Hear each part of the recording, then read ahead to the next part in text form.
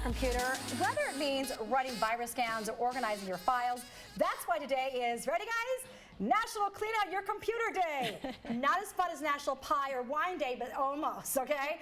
Our organizing editor, Brenda Principali, is here. It's probably as fun for you as anything, right? I was just going to say, I might beg to differ that. Yeah, that's right. Well, you're the organizer. That's like your superpower. So for you, this is the day. This is it. This is it. And we have to force ourselves to do it because it's a need. Well, and one of the things that's always very deceiving about this is when you have clutter in your space, you see it. So it prompts you to take care of it.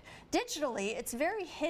It is. So it's not like it's reminding you every morning. Now, it does remind you every time you go in to look for a file or you're working on a program. So there are little reminders, but it's not quite as much of an in-your-face situation. It's like that one junk drawer I hide everything. I'm like, don't open that drawer. Right. Okay, so let's start with the first thing, folders and documents. Right. Well, you know, you can apply some of those exact same principles to organizing your physical files and folders that you do to organizing your digital ones.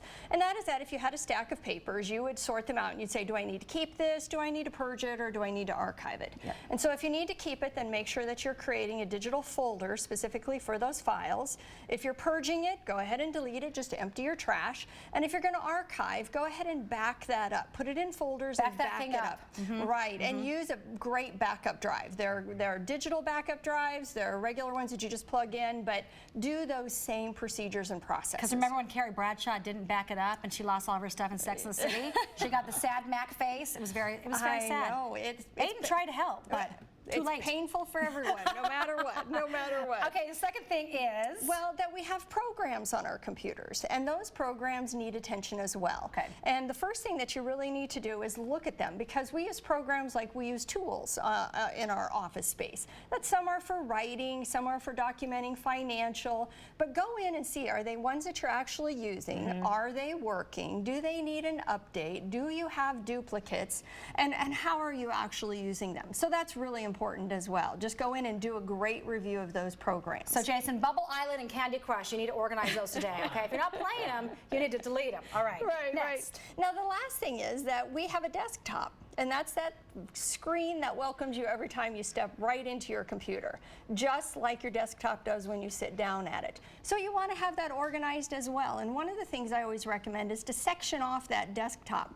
Make sure that you have, whether it's one corner that is for all your computer programs, one that is for some files for quick access, one that are those little tools that you use like your calculator or your Post-it note. So just go ahead and make sure that your desktop is equally as clean. Okay, we got to do it. I know, it used to feel so much better too, because when you need to find something like a receipt or a medical filing, you've got it right there. And taxes are coming up, so it's good to be organized for that. It is. And a lot of times what happens is that we just really quickly we'll go ahead and just save a file and we'll put a really funny name on it.